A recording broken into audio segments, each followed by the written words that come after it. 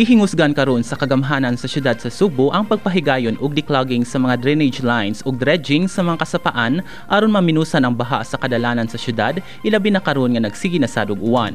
Usa kini sa gimando ni Cebu City Mayor Michael Rama sa Task Force Gubat sa Baha sa wa pa siya molarga paingon sa Amerika on official business. Mato ni Jefferson Umandam, ang acting co-chairperson sa Task Force Gubat sa Baha, ilang nakita nga ang mga baradong kanal mao ang dakong hinungdan nganong mubaha sa urban area sa syudad.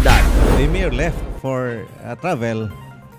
He gave the instructions to us that kailangan ang ato ang declogging, desilting, and dredging operations must be massive. Mao na nga nag-organize ta og technical working group. This group focuses on ang effort ani is to immediately declog, desilt, and dredge our drainage system.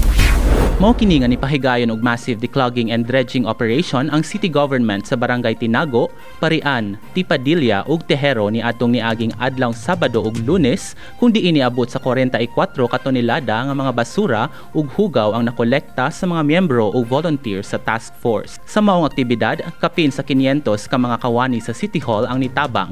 Diin na diskubrihan ang usa ka gamay sapa sa may Zulueta Street nga natabunan na og daghang basura ug mga tanom sa pila na ka tuig. Padayon karon ang koordinasyon tali sa task force ug sa Department of Engineering and Public Works kon DEPW aron ipadayon ang mga declogging ug dredging operation sa laing mga lugar. Si Engineer Norman Delmar, ang pangu sa Drainage Maintenance and Flood Control Section sa DEPW, mipahibaw nga sunod nilang limpyuhan karong simanaha mao ang kabahin sa Lahug River. Magsugod sila dinha sa may Pier area hangtod sa may Barangay Dayas ug Zapatera hangtod na ngadto sa General Maximum Avenue. Kini ang ilang nakita nga rason sa grabing baha dinha sa may Bonifacio Street ug Parian area.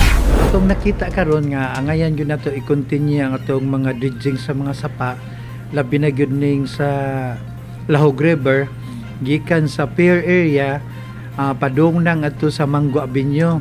Akong gihangyo nga katong mga kapitan, mga lumulupyo dihang lugar mutabang unta sa nato sa pagpanglimpyo o pagkuha sa mga basura dahil sa atong mga kasapaan.